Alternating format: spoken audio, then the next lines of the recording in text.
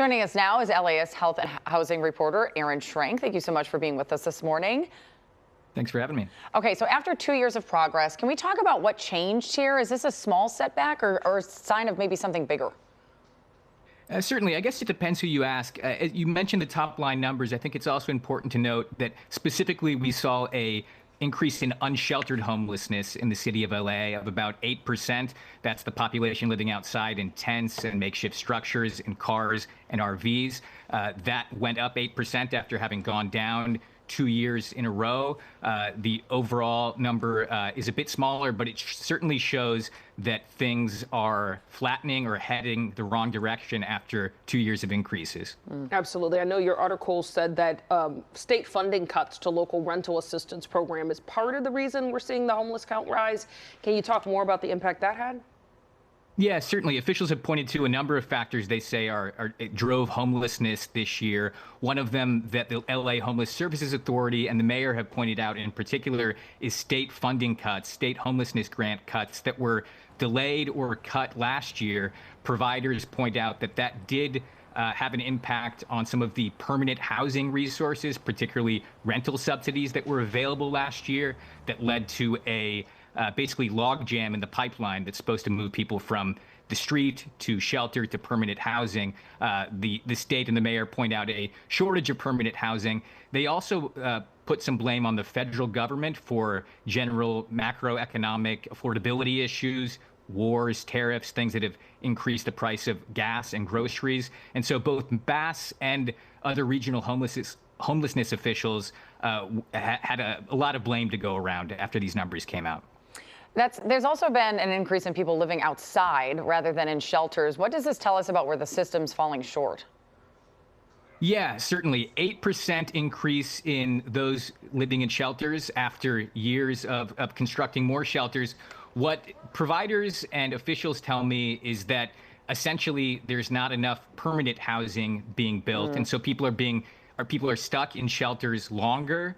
People are stuck on the street longer and unable to get into shelters. And so what I'm hearing is that this year's numbers show that the system is sort of hitting a ceiling or shutting down just in terms of the investment in shelter, but not a commensurate investment in the permanent housing to move people along. I hear a lot of argument, though, even in my neighborhood from neighbors saying there's plenty of housing being built, but it's so expensive. So what do we do, to kind of rectify that piece of it? Yeah, certainly. I should say that not just looking at this year's numbers, but looking generally at why homelessness is such an intractable problem in the Los Angeles region, experts and officials point to the price of rent, which is significantly higher here in Los Angeles than in other cities. And, the inability of lower income people to keep up with the cost of rent is certainly a driving factor here. So both of the candidates for mayor are talking not only about homeless services and how to adjust that, but how to make sure that there is affordable housing and permanent supportive housing waiting on the other side so that people can actually be moved out of homelessness into something permanent and stable. Yeah, and I'm glad that you brought that up. We do want to talk about the politics of this because, of course, Mayor Karen Bass has made homelessness a top priority of her administration, and she's pointed to the declines in previous years as proof that what she's doing is working. So how does this change that? Yeah, certainly. I would say that has been one of her major accomplishments that she has pointed to during the primary election, looking at particularly unsheltered homelessness, which dropped from its peak, dropped down 17.5% between 2023 and 2025. That's now up another 8%. So she's going to she has a more difficult time making the argument that what she's doing is working. She is running against Nithya Raman, city council member, who has chaired the city council's Housing and Homelessness Committee for the past 5.5 years or so.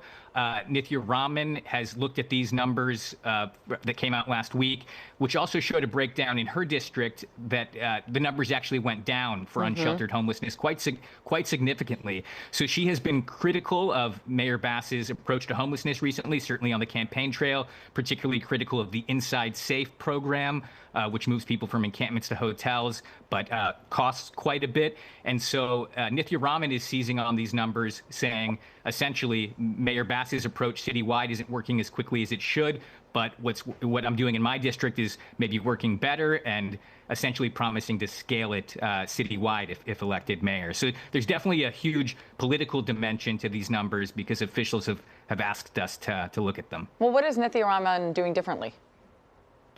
You know, what I hear from Nithya Raman is when it comes to encampment clearing in her district, what she and her staff say is that there's not what you would call sweeps without any resources offered, that when encampments are cleared, that is done when there is housing resource available. There's a bit of a debate between Raman and Bass right now because the mayor's campaign points out that some of that reduction in Nithya Raman's district is due to using the Inside Safe program through the mayor.